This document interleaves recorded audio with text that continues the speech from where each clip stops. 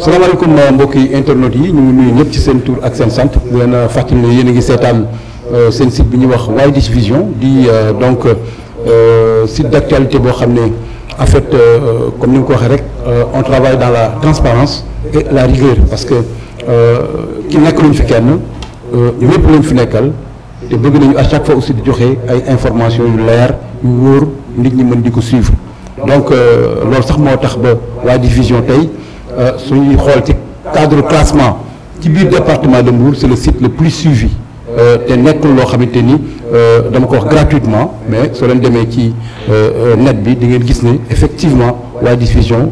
donc c'est le premier site bi nga xamante ni moo ëpp ay vues te loolu ce n'est pas gratuitement c'est parce que y a une équipe derrière boo xam ne donc il travaille donc di liggéey boo xam ne liggéey bu mucc ayib loolu aussi ñu ciy gërëm ki nga xam ne mooy le directeur de Widish Vision di Diallo ak caméraman yeeg ñëpp ñi nga xam techniciens yi ñëpp ñi nga xam ne ñu ngi nekk ci kër gi. comme d'habitude nag ñu ngi koy doxalee tey aussi ñu ngi dalal ay ndaw ay jeunes yoo xam ne ñu ngi bëgg dëkk ci biir département de Mbour ñu fas yéene waxtaan ak ñoom ci ay sujets yoo xam ne sujets yu am solo donc à ma droite ñoo ngi am Bakary Diémé ñëpp xam ko ci mouvement bi ñuy wax Mbour Justice. Mbour Justice di mouvement boo xamante ni ñoom it yàgg nañ leen topp mais gis nañ ne mouvement la boo xam ne lépp loo xamante ni rek gis nañ ne jalgati la wala lu mel noonu dañ ci dugal seen loxo donc daal di wax li nga xamante ni moom mooy cadre dëgg gi suñu paree delluwaat seen kër daal di toog donc muy ñoo xamante ni ay jeunes la yoo xamante ni ils sont vraiment des jeunes engagés donc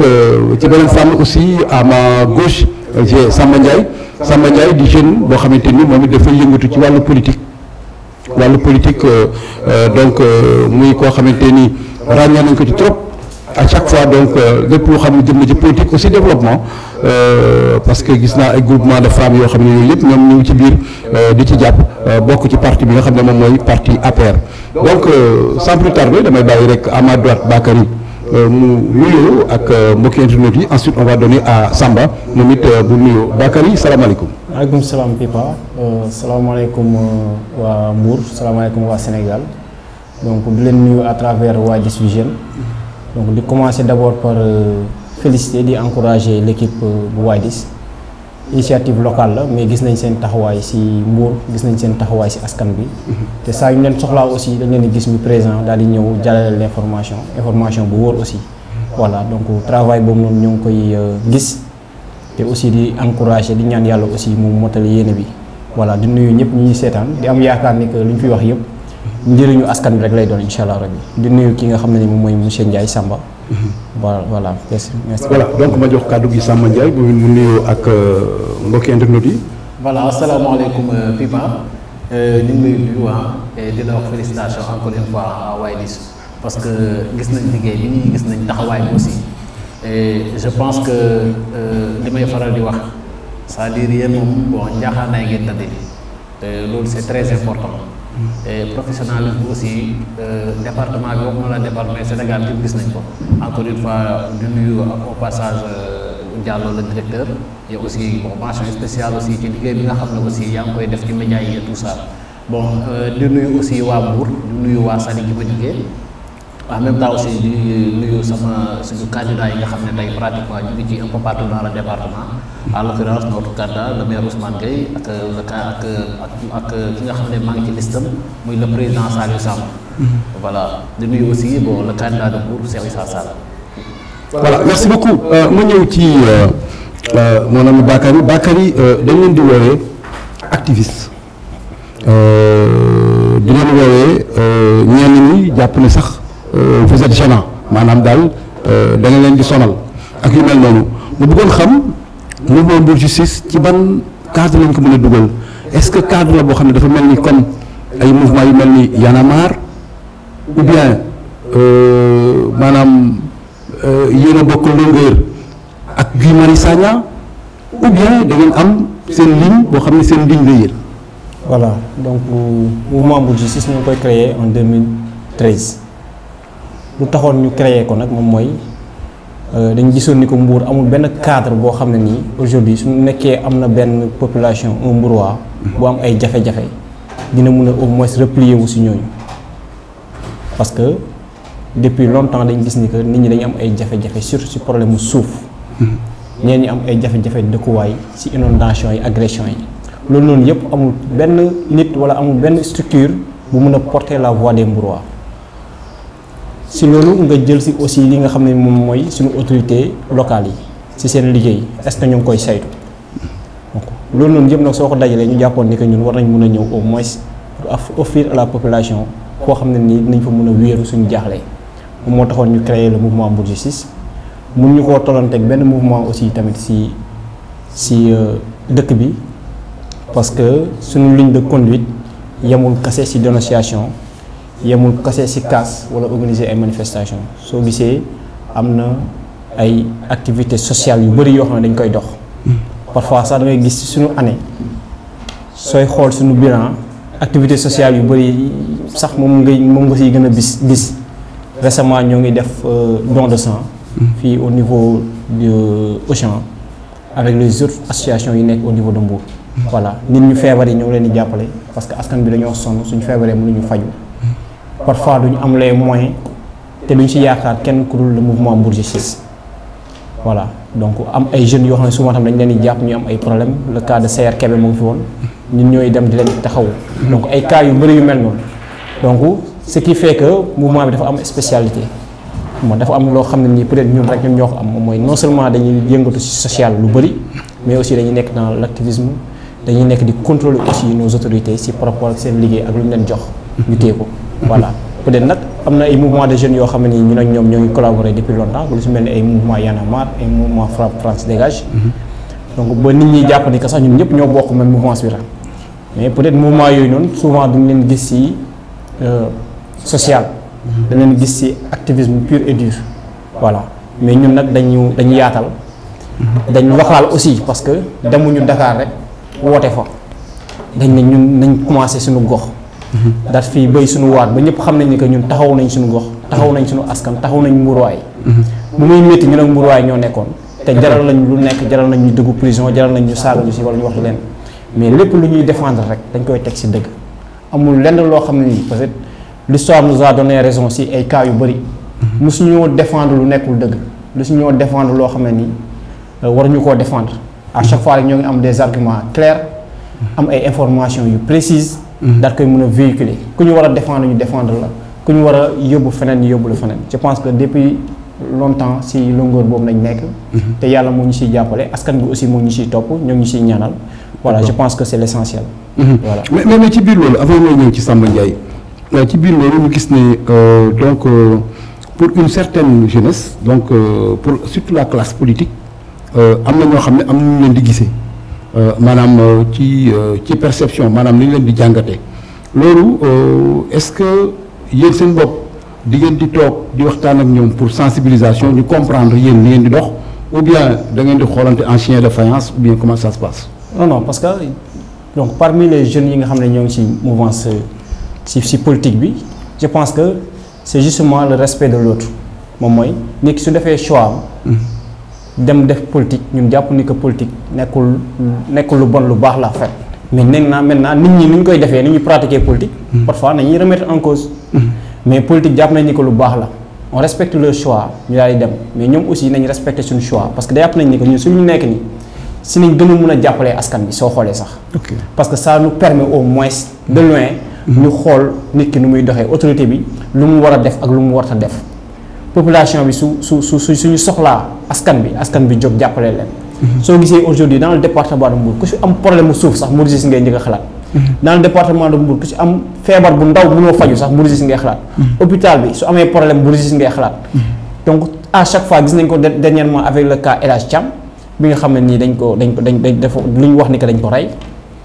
donc famille bi daal di dul baaraam police ne ñoom ñoo ko rey mais xalaatuñ ci kenn ku dul Mbour Justice tout le temps tous les jours dañuy recevoir ay appels de la population ci ay problèmes tout le temps donc loolu nag jàpp nañ ni que ñun ci loolu nañ mën a jàppale suñu askan ñeneen ñi nag jàpp nañ ni que ñoom il faut que ñoom ñu def politique pour mën a jàppale seen askan mais ñun en tout cas en ce qui nous concerne seen conception ñoom gisuñu na leen c'est-à-dire que ñoom intéressé wuñu sax ci côté boobu noonu ñun lu ñu intéressé rek moom mooy su nekkee dañuy def politique dañ ko def teg ko ci règle yu politique wax bu mu leen jaral ñu jaay seen ngor bu leen jaral ñu topp nit pour topp ko rek. l'art de gérer la cité quoi. effectivement ñu def ko ni ñu ko war a defee. wala bu ñu leen ko jaral parce que xaalis la wala parce que dañoo bëgg nguur wala dañoo bëgg falu kase moom moo tax ñu koy def parce que y a des intérêts yoo xam ni c'est souvent personnel. ñun nag dañuy prôner l'intérêt collectif l'intérêt général en fait. voilà boo xamante ne askan bi yëpp loolu moo ko sànq. d'accord Samba Ndiaye ma ñëw ci yow Samba Ndiaye yow tu es jeune politique donc ñu gis ni ci sa palmarès aussi bari nga foo xamante ni jaar nga fa donc mu mel ni ci wàllu politique surtout ci parti bi nga xam mooy parti bu APR ci ngay yëngatu mais tey question bi ma la njëkk a laaj mooy nan ngay jàngatee activistes yi maanaam ñi nga xam ne dañuy yëngatu ci wàllu activisme su ma nee Y'en a marre su ma nee Guy Marius Sagna su ma nee Mbour Justice ban perception ngay am ci ñoom. waaw xam nga pratiquement activisme moom je pense que bon jàpp naa ne bon lu noble la mais la manière dont ñu koy defee fii au Sénégal wax dëgg yàlla war nañ ko xoolaat. sérieusement en toute sincérité. parce que tey man mënuma concevoir yow tey bu fekkee da nga ne askan moo la tax a jóg tey mais en réalité demal nga nekk ci wetu askan bi di leen demander ñoom bon à leur niveau bon qu'est-ce qui ne va pas. ngeen jéem a xool après lépp loo fii am lépp lu amul saafara amul ngeen dem ci dëkk boo dem am na autorité boo xamante ni moom la fa askan ba sax moom la fa askan ba kii moom la fa askan ba teg bu la fa boo demee tey dem ci askan bi dem wax ak ñoom mais boo demee dëkk bu ne comme ni nga ko waxee léegi am na ku fa askan teg ngeen dem remettre en ngeen dem kii ko ngeen dem exposer le problème pratiquement à l'autorité mais man ni ma gisee fii di ñu koy defee wax dëgg yàlla bon man dama jàpp ne man bon pratiquement chantage la ñuy def. chantage c'est chantage. parce que tey ban si nous prenons le cas de yow ba pare si nous prenons le cas de Malicounda. Malicounda la fa am récemment ak Guy Marius Sagna. c'est-à-dire loolu mais loolu dëgër fit weesuwul loolu yow tey dëkk boo xamante ni tey kenn mësu fa dégg sa histoire de litige. comprendre wax ju baax. le maire fait partie des meilleurs maires du Sénégal. yaa ngi dégg wax ju baax. ñu rappelé aussi yow ku duggee liggéey. non mais loolu c'est pas important. si c'est important. non xam nga moom moo nekk. d'accord ba léegi. le meilleur maire du Sénégal. waaw mais loolu waxuma ko. loolu waxuma ko. ah non attends. fu ñu ko bind est-ce que dama nekk ci analyse fu ñu bindee. bien sûr foo dem mais dama def say sondage un peu partout foo dem dañ ne la maa ngi fen il est le meilleur maire. il est le meilleur maire du département il fait partie boobu des meilleurs comprendre nga tey comme ne dëkk bu mel noonu dëkk ba mu fa ñëwee ba léegi tey ku ne xam ne ne la fa changé ku ne xam ne ne dëkk bi na mu doon doxalee barki dee boobu maa ngi nuyu l'ancien maire de Malicounda def na témoignage bu extraordinaire parce que nee na tey moom ba mu ñëwee ci d'après li mu wax nee na ba mu ñëwee ba Maguette Sène ñëwee bu ko neexoon sax tey équipe ba mu fa remplacé lañ yore woon dafa changé lépp te bu ko neexoon def sax social comprendre nga di kii mais tey da leen a encadré réorganiser waat affaire ba tey yàlla def tey Malicounda fait partie des meilleures communes du Sénégal. vous voyez. mais léegi mais loolu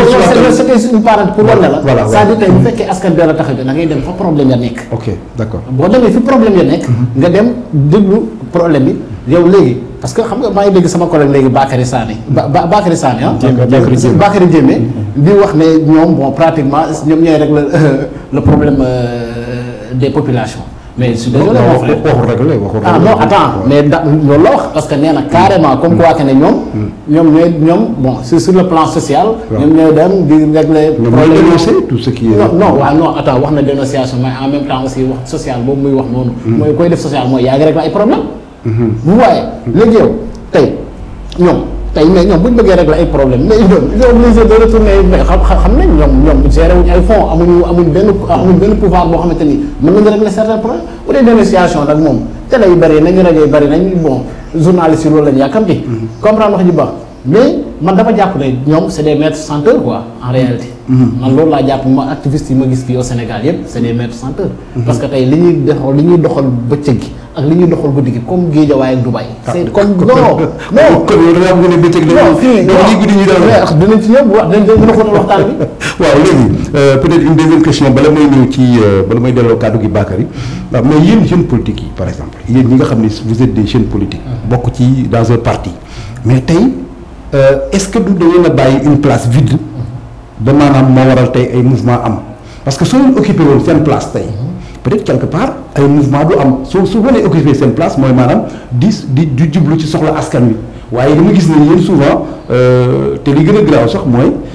bëri na ay jeunes yoo xam ne ils sont ci solde benn leader moom la ñuy défendre moom la ñuy àndal ba ku da ngay dégg sax ay leaders yu taxaw samay jeunes donc loolu est-ce que yéen vous vous sentez pas frustré par rapport à ça. waaw mais xam nga nit ki c'est-à-dire unanimité maanaam kenn mënul matal fépp lépp fépp kenn mënu ko matal yàlla rek a mën a matal fépp comprendre wax ji baax mais dama jàpp ne tey nit ki bu jëlee choix porté ko ci activisme da nga ko koy nangul da nga ko koy nangul du yaafa su jeunesse jeunesse bi nga xam ne ñoo nekk ci politique bi parce que jeune bi nga xam ne moo nekk ci politique bi li ko man li ma war wàccul sama moo pratiquement mon frère Bakary li ma war man ci pratiquement en terme comment on l'appelle bon pratiquement en terme d'assister les populations wàcc ko comprendre wax ju baax ñoom nag dafa am lu ñu gëm comprendre wax ju baax li ñu gëm loolu da nga leen koy nangul mais dama ne fii tey ñun tey boo xoolee tey ñun ñi nga xam ne bon ci fi ma bokk muy la COJER à l'occurrence may nuyu notre coordinateur départemental qui est monsieur Bara Ndiaye bon tey boo xoolee récemment rek bon comme ni ko waxee léegi ñu ngi mën ay activité barki démb la ñu gunge ma tooñati la le DG Maguette Sène ñu dem ci prison yi dem saafante suñu jeunes ya fa suñu morom ya fa nekk waxtaan ak ñoom dimbale leen barki démb sa banque de sang bi je parle sous le contrôle de comment il s'appelle Thiam bon si je ne me trompe pas ñu dem fa ñu exposé ñu dem parce que dañu demoon visite de courtoisie nii mënuñu bon doon xool les problèmes ñu ne ñu banque de sang bi amul ñu dem organiser benn don de sang je pense que Widish était là-bas. vous voyez barki Dembo Ndiaye tey sur le plan de l'emploi tey ñu ngi xool ñu ngi jéem a organiser les jeunes ñu ngi jéem a organiser les jeunes ñi nga xam ne tey bon jàpp nañ ne tey amuñu métier wala ñu leen di xool nu ñu leen encadrer pratique wutal leen ay financement te loolu dinañ ci gën a xóotal en termes d'emploi et bon je pense que Mbour 2020 ba 2021 bi yaa ngi fi 2021 bi yëpp mosoo fi dégg benn jeune bu génn ne di coow pratiquement problème emploi wala wàññeeku na lu bëri boobu à 85% wàññeeku na ko. ah non mais est-ce que jeunesse bi ñu la may rek parce que jeunesse bi amuñu liggéey non waaye xam nga non attends xam nga li ma la waxoon à l'hôtel laa lay waxaat c'est-à-dire bon le problème de l'emploi c'est-à-dire balaa nga ne emploi il faut nga ne formation d'abord te formation bi c'est-à-dire ñun dañ ko sax moom lañ gën a privilégié yaa ngi dégg wax ji ba mais ñi nga xam ne tey xam nga tey ni gars yi Sénégal dañuy def amalgame entre comme ça entre ñi amul liggéey yaa ngi dégg ak ñi amul métier. c'est-à-dire ñi amul liggéey ki nga xam ne moo bëgg liggéey tey pratiquement jàpp naa ne mooy ki nga xam ne mu ngi toog ci ay diplôme ba pare bëgg xëy mu tëkku comprendre te loolu léegi man dama ci gis ay jeunes yu conscients yoo xamante ni waxtaan naa ak ñoom c'est-à-dire tey léegi ñoom xam nga ñoom lu ñuy def dañuy jël bon seen compétence parce que am say diplôme am nga ci benn domaine boo xam ne formé nañ la ci nga jéem a trouver sa benn autonomie nga jéem a am sa benn autonomie financière gars yi lu mel ni DER bon à l'occurrence maa ngi nuyu sama xarit Abdoulaye Diouf ñu ñëw dem xool nu ñu la jàppalee ko comprendre wax ji baax ñeneen ñi en terme d'emploi mais liñ ci mën wax dëgg neex yàlla ñu ngi koy def daal à 85% ñu ngi koy doxal te le problème bon ba pare le problème 85% ñu ngi koy doxal d'accord merci beaucoup dinaa dellusiwaat léegi ci yow parce que 85% yooyu ça m'intéresse voilà ma ñëw ak Bakary su ma déglu donc Samba Ndiaye moom nee na activistes yi daanaka ay mercanteurs lañu lan nga wax ci loolu. bon de toute façon ñun yàgg nañoo dégg lu nekk mais lu ma xaw a déranger peut-être si waxtaan bi rek moom mooy mun nañ di waxtaan sans pour autant ñu vexer kenn mais il faudrait que tamit ku ñuy débattre mu am les informations quoi parce que à l'entendre day mel moom amul benn information si Mbour maîtriser wul lu muy wax maîtriser wul Mbour quand même parce que dire aujourd'hui que jeunes yi amul benn jeune bu wax si emploi des jeunes alors que récemment on a plus de combien de morts si immigration clandestine bi le président de la République woote à Diamniadio pour la résolution du problème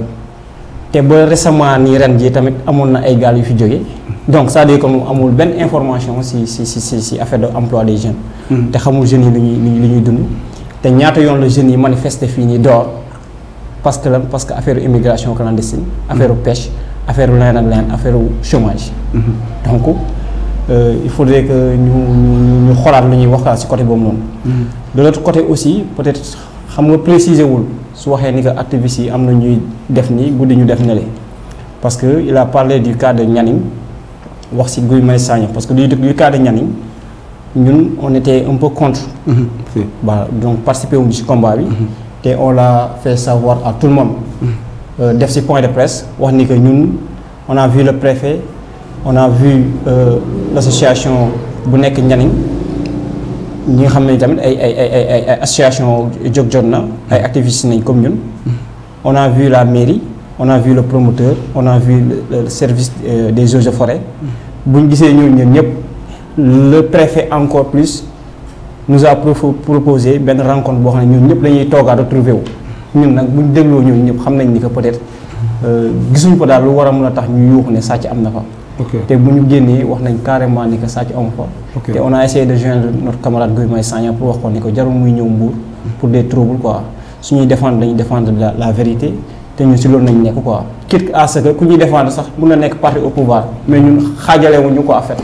dañ jàpp ni que mun nañ di kaas si Macky Sall su amul dëgg mais défendre ko su amee dëgg wala élément c'est-à-dire ñun xamuñu ci parti fii la nekk wala opposition ñun dëgg nañu xam ko en fait. bu ñu gisee ni que cas bi noonu la demee loolu nañ wax après ñu dem toogaat. suba le maire Maguette Sène su defoon ñombe bu ne rël ñu xam ne que en réalité ñombe ne def ñu ñooy taxawaat au premier plan daal koy critiquer. voilà ou bien wax ko quoi au moins. parce que ñun si loolu la ñuy dem moom mooy may permettre moo wax ni que. loolu moom mooy différence bi entre ñun ñi Mbour Justice ak peut-être yeneen association yi parce que parfois da ngay gis activiste sax bu dem ba dugg ci politique quoi en fait. di défendre nag maintenant di défendre parti mais ci couleur activisme quoi en fait. ñun nekk ñu ci parti politique. défendre yu benn politique. ñun on est dans l'activisme et on l'assume. mun nañ dem bokk ci liste yi quoi parce que ñoom ay jeunes lañ comme ñun. voilà leneen aussi moom mooy souvent da ngay gis le problème du chômage moom jeune la comme man. bëri na ay jeunes yu mel ni man ñoo ngi yore seen diplôme liggéeyuñu c'est parce que justement ci activisme lañ nekk wala faruñu fenn moom daa far fenn moom moo tax mu am liggéey su fartoon fenn c'est sûr que du liggéey quoi c'est-à-dire que c'est la réalité bu personnalisé wala man ba muy liggéey Samba waaw da ngay déglu parce que il t'a écouté quand même effectivement mais dafa am c'est-à-dire ñun def nañ ci point de presse effectivement pour dénoncer ça quoi parce que xam nañ lu ñuy wax quoi lu ñuy wax dañ ko maîtriser te bu ñu ko waxee ba léegi amul benn autorité du département bu génn daal ci wax. D'accord Abbé Boila nañu woote muy Mahmoud Saleh Cheikh Issa Sall Maguette Sène ñoom Salou Samb ñoom ñëpp ils étaient là-bas Abbé Boila ne dañoo woote ñoom seen mbokk yi ñoom jeunes yi politique yi ñoom ñoo fa nekkoon quoi en fait ne dañuy régler le problème du chômage mais le problème du chômage est-ce que ñoom jeunes politiques yi nañu woo parce que le président de la République bu muy wootee Diamniadio c'était à la suite des événements de mars mu ne man kat comprendre naa le message de la jeunesse mais ce message là envoyé par la jeunesse est-ce que jeunesse APR la parce que jeunesse APR nekkuñu woon door di manifester maintenant sooy woo nag da ngay woo les jeunes réellement ñi ko soxla dëgg ñi nga xam ne ni am nañ leur diplôme mënuñu liggéey ñoo ngi ci biir kër yi toog di gis seen yaay matin midi soir di sonn ñu bëgg leen a jox 100 francs amuñu ko di ko takkale tout le temps jeunesse boobu ñoo soxla liggéey mais pas ñoom ñi nga xam ne dañuy nekk di daw ci ginnaaw politiciens yi pour que demain suñ amee direction générale wala fenn ak feneen mun leen a cosal foofu noonu liggéey nekkul jeunesse boobu moom moo soxla liggéey jeunesse bu soxla liggéey bi dëgg ñoom ñooy jël gaal gi aujourd'hui lu ci bëri rapatrié leen di ñëwaat mais ñooñu est-ce que tey état waru leen a xoolaat ñu demoon ñu bëri ñëwaat. mais jeunes yooyu aussi est-ce que du ay jeunes yoo xam ne quand même parce que am na ci ñoo xam ne waroon nañ seen liggéey di ko liggéey. soit ñu doon am yor atelier mu liggéey seen matériel daal dem. waaw suñu jógee ci débat boobu moom c'est un peu très large quoi parce que il y a beaucoup de choses yu ñu mën a prendre en considération mais dañuy wax rek ci responsabilité état comme ni nga ko waxee ni état moo ngi def lu mu war alors qu'en réalité état dafay simb rek ne deful lu ñu wax récemment le ministre ñëw na pour dire que ni génne nañ 3 milliards pour les jeunes ana 3 milliards yi amul jeune bu mun a taxaw aujourd'hui à Mbour parce que ñun nous sommes partout ñoo ngi fépp tey soo demee au niveau de la préfecture de Mbour am na service bu bees bu ñu fa tijji ñu ne waa DER ñoom fa waa nangam ANPEJ ak autres mais aujourd'hui est-ce que waruñu woon a lijjanti déjà jeunes yi lan dañ gën a soxla ci liggéey man préfet Tine balaa ñu koy kii plus de 4-5 rencontres convié nañ ma pour ñu ñëw ñu waxtaan ci affaire emploi des jeunes avec yeneen maires yu nekk ci département bi ñu daan ñëw ñu toog ñu waxtaan di étudier di xool lan mooy jafe-jafe bi mais ba léegi nii gisuma résultat bi en fait dañoo woote woon noonu waxtaan nii rek. parce que temps yooyu noonu. amul suite temps yooyu affaire bi tàng na jeunes yaa ngi dem ñun ñaa ngi casse fii nii manifestation yooyu yaa ngi génn c'est-à-dire que c'est ça en fait la différence. maintenant man nekk ma fi aussi pour un débat ñu opposé en fait man damay ñëw. pour wax ak askan bi en fait. ok ñëw ma pour wax ni que. ñun ñooy fajal mais askan bi la ñu waxal quand même. man ñëw pour wax ni que ñun ñooy faj. non jafe-jafe askan bi. non loolu la wax avant askan bi loolu la wax. Samba rek la problème mais Samba dafa la déglu quand même. waaw non mais c'est-à-dire man bëgg ma xam nga dafa am loo dafa la déglu xam nga man après tu auras le temps. am na loo xam ne non day yàq débat bi. non ma recadrer c'est mon ami xam nga c'est mon ami dama koy recadrer. waaw mais xaaral da am parole soo amee parole. waaw man sama xarit yëpp nag. Vraiment suñu demee débat télévisé dañu am les informations qui concernent le département de Mbour. amul information bu ñu génn fii ci département bi te man xaw ma ko. parce que lu may def nii dama ci gëstu bu baax. moo tax lu ñu fi wax rek moo tax su waxee affaire emploi des jeunes damay jaaxle sax en fait. moo tax ma ne ñun dañ fi ñëw pour waxal askan bi sonn. ok parce que c'est une question très très importante parce que demain d'autres jeunes vont prendre la mer di deewaat. balaa ñuy egg foofu noonu nag il faudrait que ñu wax ak askan bi il faudrait que ñu wax ak suñu autorités yi. d'accord nee nañ jël bi ngeen jël baaxul. parce que demee gars yi nañ jëlaat gaal bi demaat nii de suñuy mag ñoo siy dee suñuy rakk ak nangam ak nangam ak nangam. kon jàpp nga ne en matière de emploi li muy. c'est-à-dire que problème bi. su nekkoon si 10 moo ngi si 10 ba léegi bougé wul mais en fait. ça n'a pas changé. te les gens ñu ko jox au niveau du département. ñoom xam nañ ko. xam nañ ñan lañ jox liggéey boobu noonu pour ñu gérer ko gérer wuñu ko nullement bougé wuñu met en fait. c'est-à-dire que c'est ça qui est malheureux aujourd'hui. maintenant ñun ay jeunes lañ dama koy rectifier waxuma ne ñun ñooy faj problème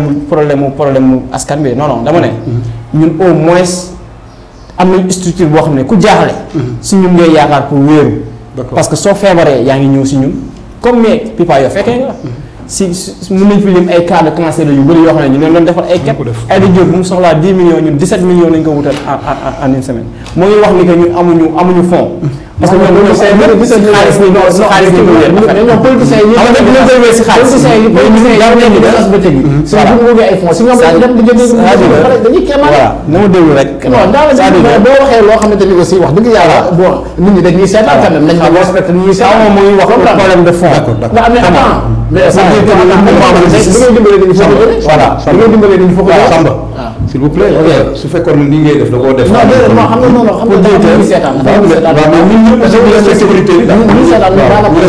pratiquement ñun ëpp leen xel quand même. d'accord voilà merci. merci pour dire que le mouvement du Mbour Justice amul fond en fait wax na dëgg quoi ñun nous n'avons pas des millions wala nangam ak nangam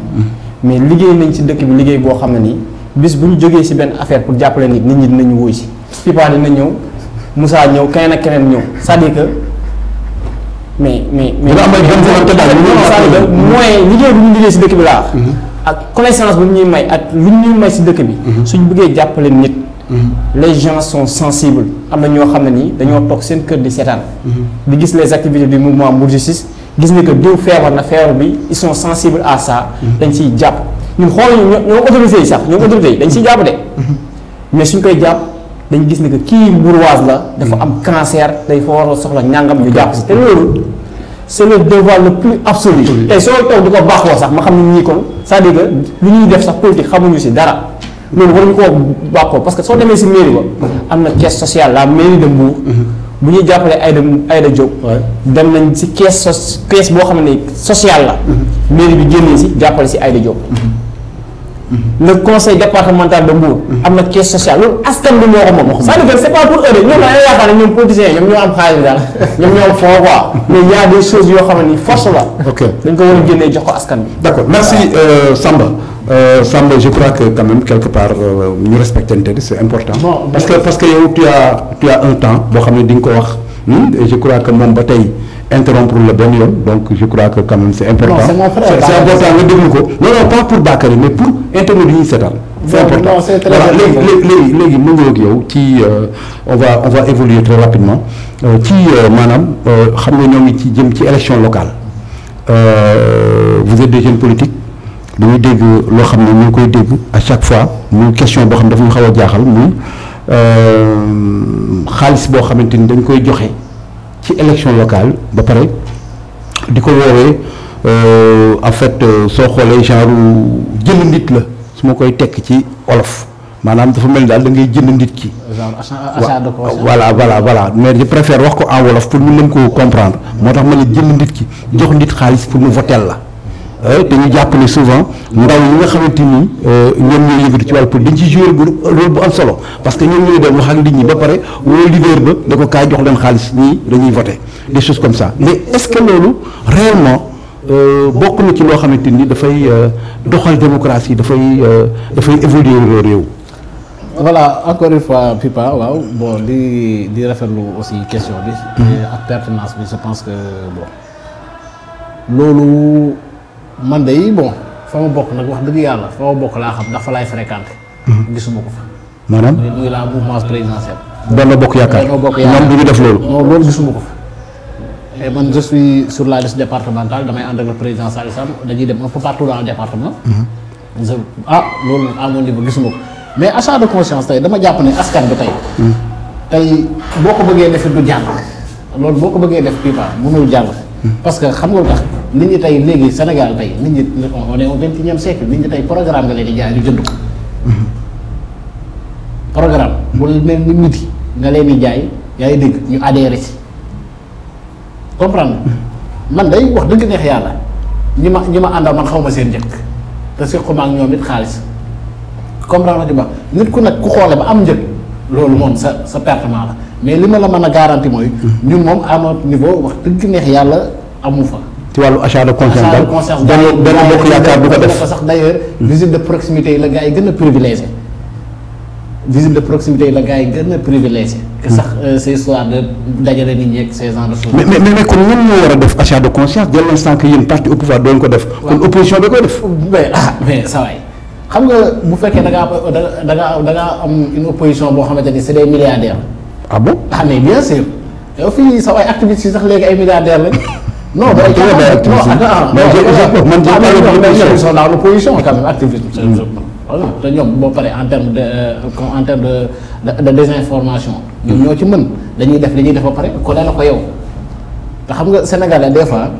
bon balaa moo comprendre d'habitude bon il faut li ñu leen di wax li ñu leen di wax rek première kii d'habitude moom la ñu njëkk a gëm et alors que ñoom loolu bu fekkee tey da nga koo seqal une opposition boo xamante ni c'est des milliardaires bon c'est forcément ñoom ñoo koy def bëgg na ko xole mais nag loolu wax dëgg neex yàlla mais askan bi ñoom xam nañ ñun bañ na ko ñu ngi sur le terrain 8 heures ci suba bu ñu ndékkee ba ay 3 heures du matin.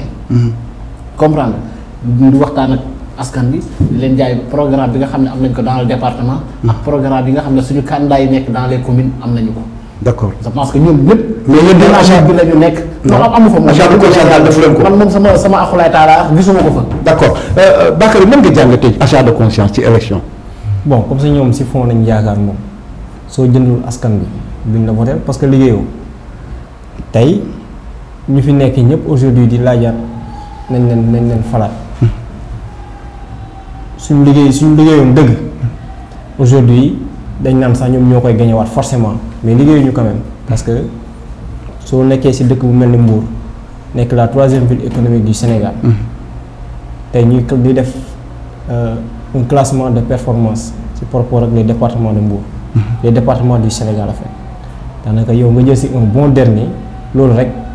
c'est-à-dire que yëpp mburuwaay la quoi. nga jël ndaare c'est-à-dire waaw nga jël ndaare man c'est-à-dire que conseil départemental le président du conseil départemental le plus nul du Sénégal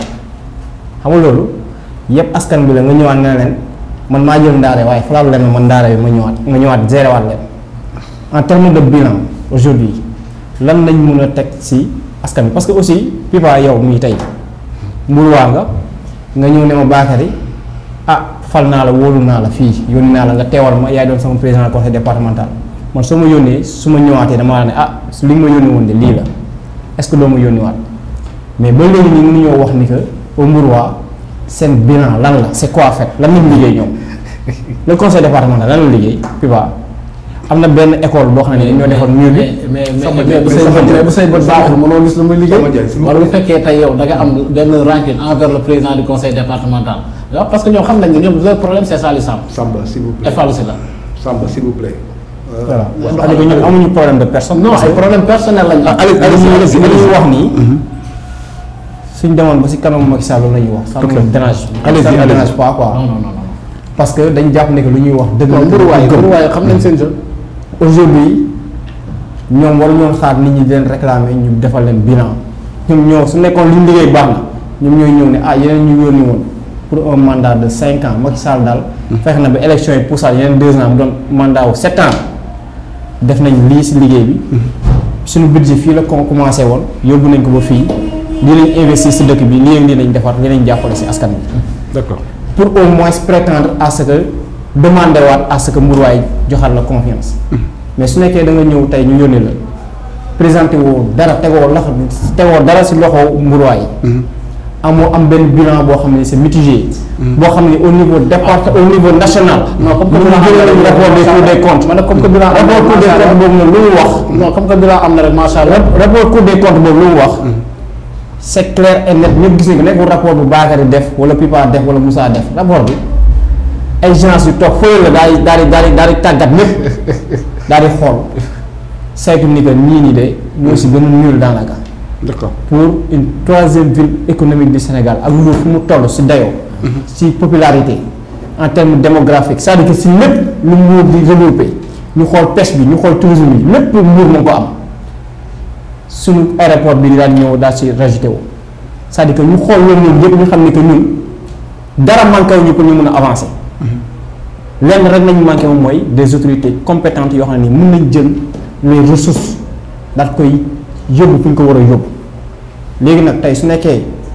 am nga yéene te mënuloo aussi je pense que si retard yi rek nañu nekk à tout le temps. d'accord moom mooy di am ay problème de chômage. tourisme bi di dee pêche bi di dee. stade bu baax mënuñu am. hôpital ba soo demee chaque 2 jours médecins yi di grève. d'accord nit ñi di feebar mënuñu faju soo demee urgence 16000 la am urgence départementale département de Mbour yëpp plus de 800000 habitants soo demee 16000 ku accidenté nga nekk Joal wala foo mënti doon si département bi. urgence bi la yóbbu directement dañuy obligé di tabaxee fu mu la mën a tëral. mais loolu. et kuy diriger hôpital bi aujourd'hui c'est le conseil départemental c'est le président du conseil départemental. c'est-à-dire que problème yooyu noonu nga dem maternité 26 lits moo fi am pour femme yu nekk enceinte yu nekk si département de Mbour yëpp ku si am urgence fa lañ lay yóbbu par jour di nga jël plus de 100 patientes yow 26 lits nga am. léegi ñoom avec ça ñu jël xaalis bi pour des achats de conscience c'est-à-dire que ñoom xam nañ ne que liggéeyuñu léegi il faut ñu joxe benn 100000 wala 200000 pour nit ñi mën leen voter mais je pense que c'est leur seule solution pour que ñu mën a am la voix des Mbourois c'est-à-dire que.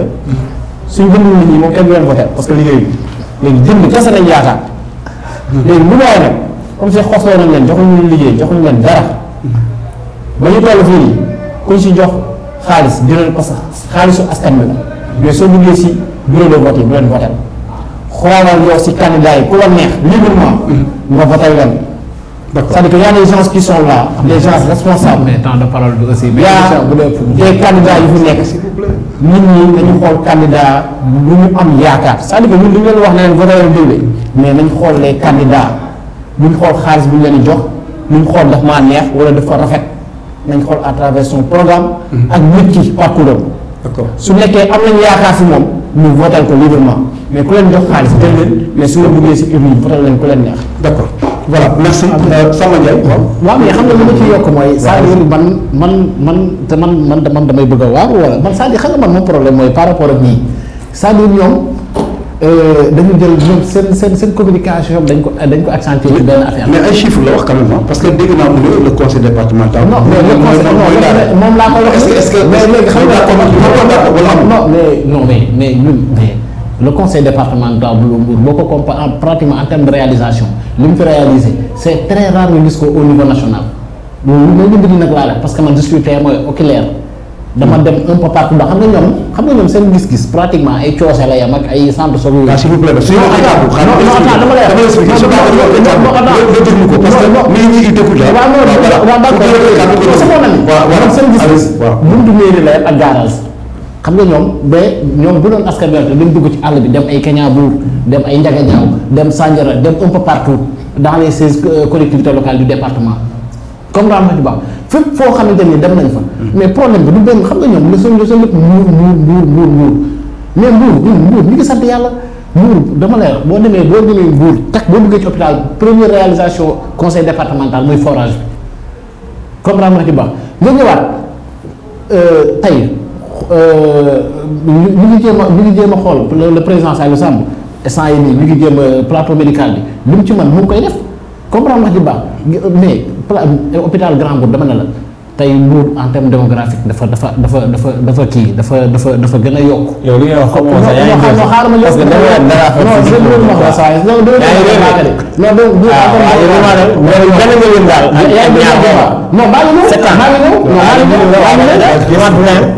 maa ngi ñëw tey moom tey ci vision bi mu am tey ñu ngi waajalaat comme ça benn hôpital de référence fii nii ci àllu folox bi. on parle de réalisation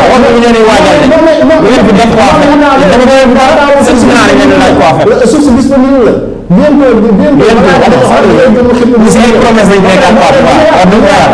bu demaat Kañaabuur fii nii ñu am problème salle de classe seen bi foofu dañ doon da nga jóge Kañaabuur di jàngi ji ba Sindé li fa réalisé ci ay salle de classe pratiquement mat na 6 vous voyez tey nga ñëwaat fii nii tey pratiquement nu mu tuddati comme ça au niveau du pratiquement au niveau de Mbour. yaa ngi dégg wax ji baax. moom tey mu ngi jéem a xool tey moom nu muy organiser tey comme ni mu ko waxee léegi femmes yi comprendre wax ji baax jéem a xool ñoom femmes yi ni ñu amee autonomie financière. yaa ngi jéem a xool ba léegi xoolal. non mais attends mais ci la nekk. dafa nekk lu concret loo xamante ni femmes yi demal nga def say enquête un peu partout dans les ndax man loolu sax man loolu ndekete mu ngi koy def te xam nga moo tax li may wax rek gis nga ñun ñuy taxé léegi nag lu ñu def dañ koy wax lii xoolal ñun ñooy tax tey lépp loo def ci politique bu baax dafa war a am communication bu extraordinaire parce que ñoom ils sont très forts en termes de désinformation. non dama lay expliquer non attends c'est-à-dire tey moom moo la gën a xam ne ñoom dañu am ay problèmes personnels ak le gars ak le maire comprendre wax ji baax. yow nag xam nga nag bu fekkee nag yow mënoo jubóo kenn comprendre wax ji baax yow même da ngay dem ba sax nit ñi sax saa waay nit ñi dañ leen a sax tegee mais parce que ñoom ñi ñu yaakaar gis nañ leen muxum si ñoom la fekk baax ñoom seen i kilifa ñoom ñi nga xam ne ñoom lañu def yaakaar def leen ay référence chaque jour. ñu jàpp leen ku mel ni Guy Marius Sagna ak ñoom kilifa. non mais attends dama lay expliquer ñooñu lañ def ay référence te ñooñu c'est-à-dire c'est des activistes non. c'est des activistes dama la bëgg wax dara dama la bëgg foofu li ma doon jublu mooy c'est-à-dire ñoom tey fii tey lépp loo gis wàññi boo gis ci benn lay commencé te tey man jàpp naa ne ñun dañoo respecté do askan wi pipa tey ñun bu ñu amul woon bilan tey ñun naka la ñuy mën a defee suñu visite de proximité buñ ñëwee ci kër yi kon lu ñu leen wax dañu am un bilan boo xamante ni bu clair.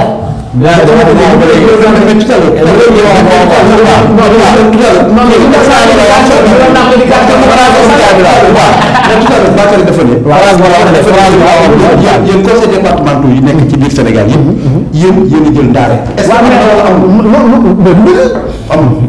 waaw ce que je voulais savoir. merci mais moom moo ëpp dans la parole. waaw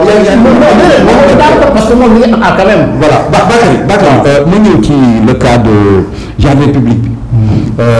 li créé procès avec le maire Fallou Sylla donc dans jardin public bi lan moo ci xew ak fan ngeen ci toll. waaw dinaa si tontu de mais yow mii dama la bëggoon poser question si conseil départemental yi. parce que moom dama la bëgg mais yow en tant que journaliste. waaw xam nga ne nag loolu dëgg la wala dëgg. waaw mais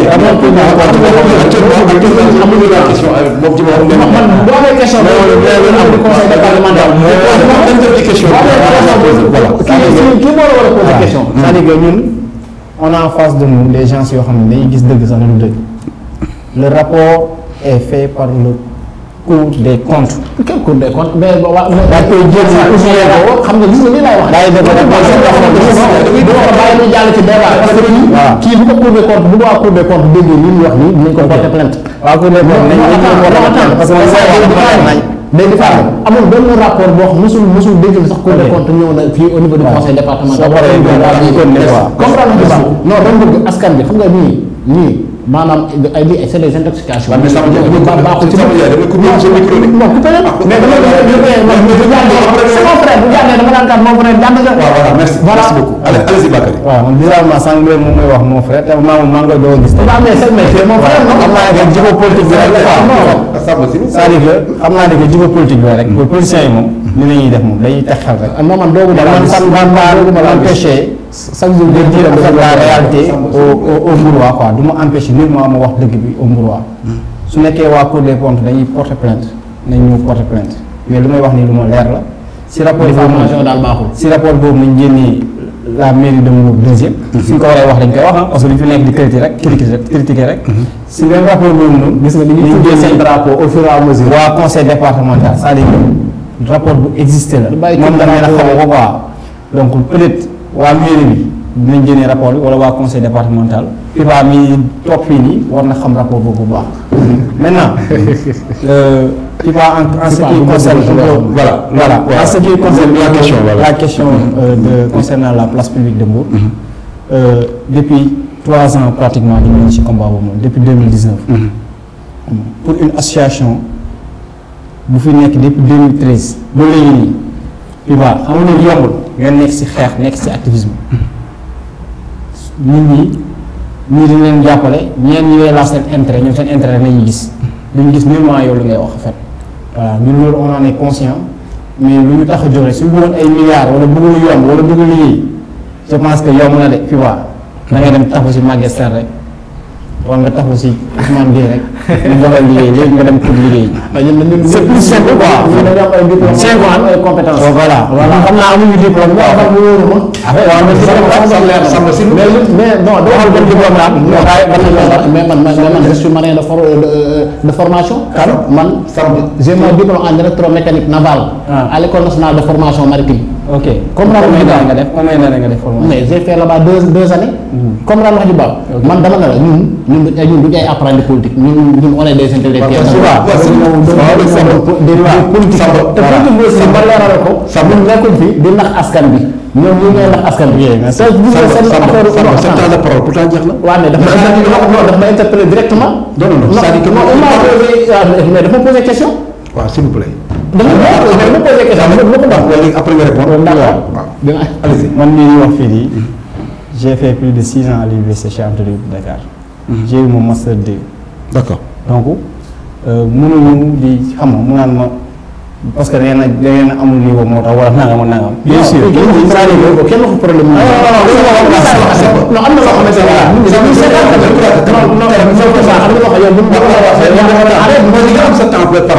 non lu doon expliquer rek mooy c'est plus facile nga approché wu les hommes politiques pour nga am liggéey ci dëkk bi wala nga am xaalis. si mouvement bi ñu nekk nii ñun mooy activisme métti na amul xaalis da ngay xos di cotiser di fay seen avocat di cotiser di ñëw di cotiser di nangam ak nangam donc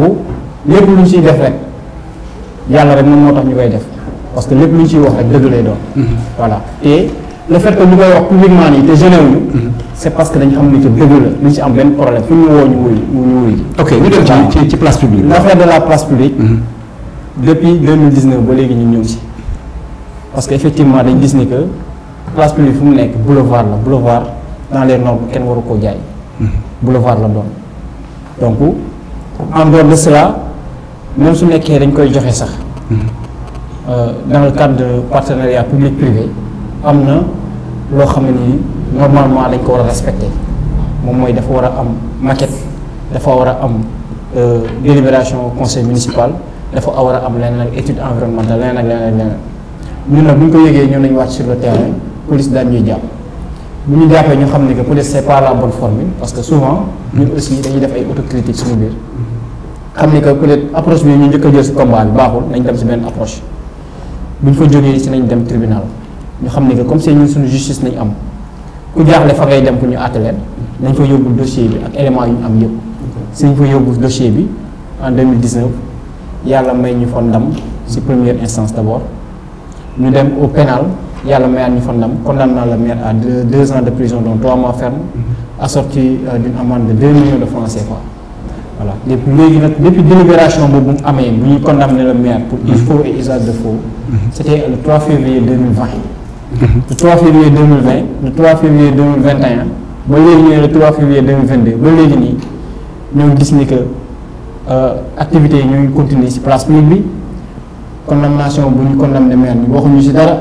suñ ci génnee di ci def manifestation ñu jàpp ñu lu ñu ci wax ba c'est-à-dire que ñun ba léegi xamuñu ci dara en réalité si nañu waxtaanal suñuy avocat ñu xam ne que ñun à chaque fois suñu jógee di wax ci place publique bi rek parce que on peut comprendre le 3 février 2020 daay dem tribunal ñu gagné le maire pour faux et usage de faux juge bi wax ko condamné ko à 2 ans de prison te maire bi moo ngi dox ba léegi ci ay préoccupations combat place publique bi ñu fa doon mener seen activité de construction ñoo ngi koy continuer di ko def ñu ne lii mënul nekk quoi en fait ñun ñoo am dëgg ba pare te sur le terrain ñu lu tax ñuy xeex ba léegi ñu mën fa parce que il faut rappeler que ni ñun jóguñu pour tilimal kenn jóguñu aussi pour am intention wu tëj kenn vraiment parce que nekkuñu sax si loolu noonu ñun lu ñu importe dëgg moom mooy place publique bi ñi nga xam ne nii dañ jàpp ni que dañ ko war a jaay wala di fa tabax ay cantine war ñu koo def loolu noonu parce que jàpp nañ ni que foofu boulevard la jardin public la dëkk boo gis ci àdduna bi am na espace vert yoo xam ne nii askan bi dañ ko war di doxantoo nekkul benn espace vert kese moo war a am ci dëkk bi nag war nañ am yeneen ak yeneen ak yeneen donc loolu war nañ ko mën a sauvegarder en fait c'est-à-dire que loolu mooy suñu idéologie suñu ñëwoon nag waxtaan seeg maire mu nangul ñu ko bu ñu egg sax tribunal parce que boobaa lu ñu bëggoon conserver nañ ko. mais am na quand même ñuy wax ni dafa am des adversaires du maire yu nekk seen ginnaaw des choses comme ça mais li nga wane nii ça prouve que c'est le contraire. non non xam nga ñun su nekkoon dafa am ay adversaires maire yu nekk suñu ginnaaw tey combat bi di nga ko dégg di nga ko doon dégg fu nekk ci àdduna voilà parce que ñoom loolu rek nañ yaa xam ne adversaire maire yi voilà mais adversaire maire yi ñun ñoom lañuy attaqué sax quoi en fait ñoom ci boobu ñoom léegi ñu bëree quoi. voilà parce que tey soo waxee ni que kii moo nekk suñu ginnaaw su ma gis ñuy bëreeg moom di nga xam ne kon en réalité yow da nga doon wax lu la neex rek. voilà élection locale yi di ngeen am rôle bu bu baax sax incha allah mouridisme moom c'est-à-dire que politiciens yi duñ leen may virgule duñ leen may fu ñuy naxaatee askan bi en fait c'est-à-dire que dañ leen nax ci xaalis foo dem génne sa 300 000 joxe jàpp ni que yow yaa moom dëkk bi loo neex nga def. te en réalité yoroon nga fii ay postes de responsabilité en fait jox nañ la ne la posoo mais comme si parti au pouvoir nga nekk yor nga xaalis achat de conscience bi nga wax ni c'est en réalité loolu moom moo am. mais moom la opposition bi koy def. opposition bi fa lañ jëlee xaalis bi ñu koy defee. opposition bi day am dara. opposition bi fu mu jëlee xaalis aujourd'hui ñi nga xam ne nii ay DG lañu. yore ay budget à peu de milliards ñooñu koy au moins am nañ fu ñu tibbee di andi di jox askan bi loolu tax sànq mooy la askan bi ñoom ñooy am fulla ak fayda suñu falee autorité su liggéeyee d'accord naa ñu reconduire autorité boobu parce que liggéeyal na askan bi mais su liggéeyee su la joxee 500 000 francs jëral mais soo liggéey sanctionné ko en fait parce que liggéeyul ñun faluñu leen pour ñuy maye xaalis dañ leen fal pour ñu liggéey nañ liggéey ci dëkk bi nit ñi gis. ok problème yu nekk ci hôpital bi kase doy na ci problème. ñun dem nañ fa. chaque 2 jours médecins yi dañuy grève da ngay gis nit ñoo xam ne dañuy jógee ci àll bi déplacé wu pour faju ci ñu ñëw ba fii nii mais médecins yi dañoo grève parce que dañoo am un problème avec polymètre parce que nangam. stade bi nga xam ne mooy stade Caroline Faye. je pense que tey suñ ko géré bu baax ren nawetaan dina am. suñ ko géré bu baax stade de Mbour fii lay recevoir MPC fii lay recevoir Demba Diop fii lay recevoir Kër Madior fii lay recevoir plus de 400 équipes nawetaan ñu ñu football ci stade bi parce que ñoom seen cuune la donc ñun nag duñ fi nekk nag xam loolu noonu yëpp tëju suñu biir léegi duñ ko wax ñoom suñ ñuy dóor ay jaasi sax wala dañu menacé naan ñu nangam ak nangam incha allahu rabi lu ñu war a wax ak askan bi incha allah dinañ ko wax. ok Samba askan bi dañ leen déglu c'est-à-dire xam nga. Samba yow da nga leen di déglu nag waaw franchement parce que man tey man askan bi laa fi nekkal quand même tey du ma dégg. yow saa yu sànni nga fi nekkal ak Ousmane Gueye ak Maguette Sène ak nekkal léegi daa ba léegi mais ñooñu ñëpp tey koo ci dem ci localité boo waxtaanee askan dañ naan macha allah comprendre wax ju baax kon man loolu man dama koy assumer comprendre wax ju baax beneen affaire mooy xam nga man tey man mënuma seen combat beeg seen affaire place publique boobu man dama jàpp ne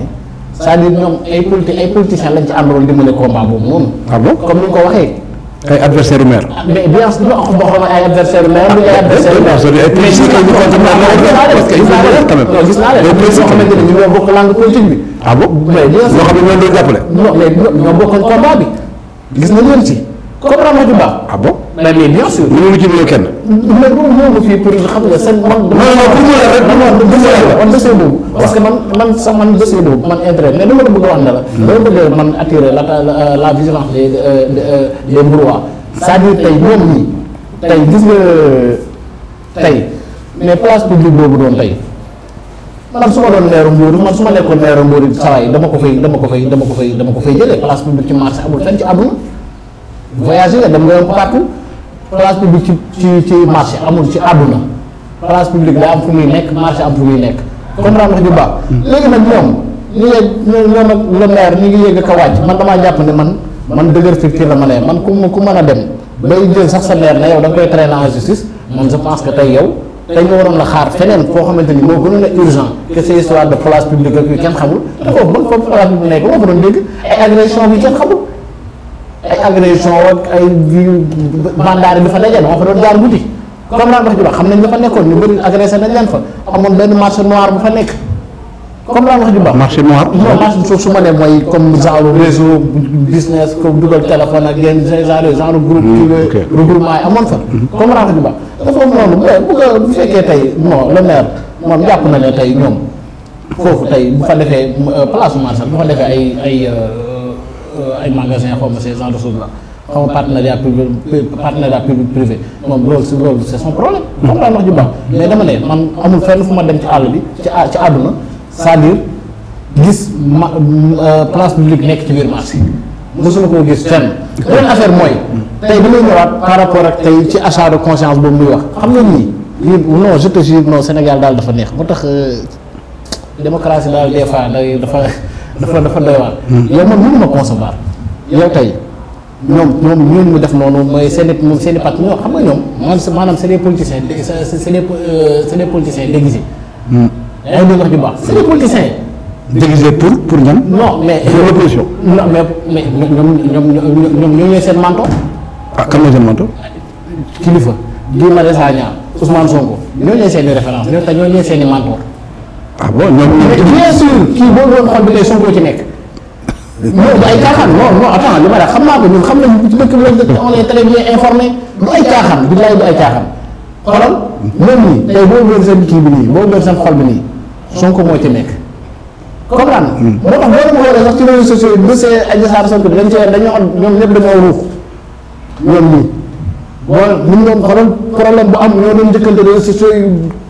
kacc mais dossier boobu xool dañoo ruux dañ cee génn ba set ca wecc waaw comme naa ma ju baax affaire boobu mooy c'est-à-dire tey ñoom ba pare ñoom dafay ñëwaat mooy te moom moo ko wax sax bu ko waxaatu woon du ma ko tudd mooy affaire achat de conscience boobu muy wax noonu tey loolu noonu tey bu fekkee da nga am une opposition boo xamante ni tey man dem ba àdduna ba jamono di baax ba Sénégal ba opposition di doon opposition ma xamoon ko yaa ngi dégg comme genre ñoom Macky Sall nii yaa ngi dégg ay oto yoo xamante ni ay mënu woon sax ay 200 lañ doon yegg ay oto yu modeste mais tey boo jëlee gis ay leader de l'opposition yaa ngi dégg yoroon gan bi véhicule yoo xamante ni moom ministre français yi sax daawuñu ko mais loolu war nañ ci samp laaj sànq ba may ñëw je te jure lii ma wax ni yàlla billaahi wallaahi ba may ñëw ci rond-point Colobane bi foofu la ma cortège Bougane bi romb comme daan wax ji baax mais man damaa ko sax ministre mooy romb comme daan wax ji baax léegi nag bu ñu nekkee sa ginnaaw moo xam ne dëgg quoi bu ñu nekkee sa ginnaaw d'accord saa waay xeetu pratique yi ñu lay defloo moom la ñuy jël parce que nit xam nañ ko xam nañ temps bi daf ñu xoj te dama am ñaari si yoo xamante ni foog nga wax ko yéen parce que actualité la benn bi mooy détournement yu bari yi am Sénégal Bakary nan nga ko jàngati détournement yi dafa xam nga moom mu na fi ay 1000 personnes yu nekk suñu ginnaaw dem na Bougane ne Sonko ne fii Mbour xam nga. non mais ñu nekk seen ginnaaw s'il vous plaît. voilà c'est-à-dire que damay leeral foofu noonu rek. waaw xam nga ñun yàgg nañoo dégg genre mooy quoi waxi politicien la. détournement yàgg na fay am. waaw actuellement est-ce que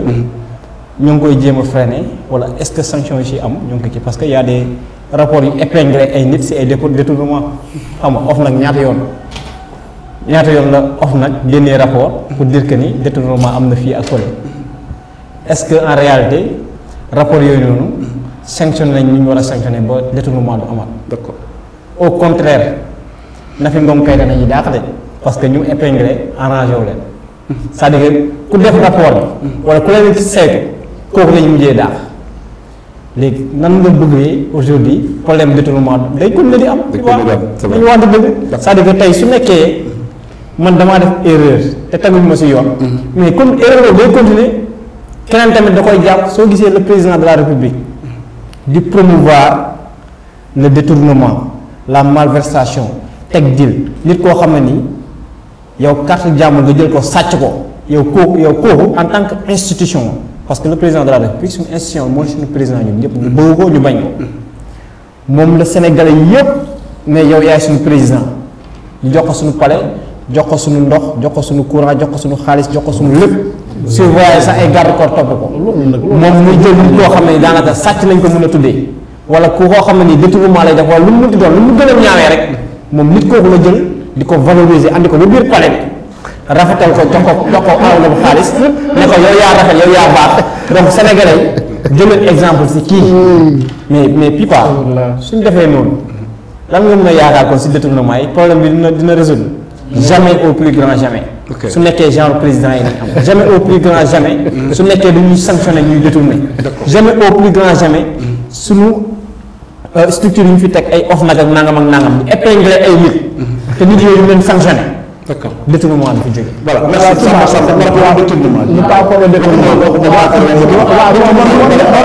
loolu moom maa la ko garanti loolu ma ay wax dama bëgg moom mais bëgg naa aussi muy comprendre de certains détails quoi c'est-à-dire tey Bakary. donc pas Bakary yow yaa ngi wax ak internet yi. non internet yi laay wax mais dama bëgg a wax si jëmm ji li muy wax. amul lenn loo xamante ni mënu naan aw ma information sax d'accord aw ma information parce que nekkuma ci instant mais maa ngi mais man je suis très bien informé. mais non attends non sànq ba mu à l'entame de ses propos daf ma interpellé directement léegi loolu dinaa am grandeur ba ko mu jàll. comprendre nga ji tey détournement tey ñun on est dans un pays de droit Pipa on est dans un pays de droit te kii connaît le président Macky Sall am na loo xamante ni xalaatu ko xalaatu ko comme ça promouvoir comprendre wax ju baax tout ce qui est injustice détournement wala vol wala ak lu mu ci corruption bañ na ko ba mu ñëwee teg ci la teg lu mel ni OFNAC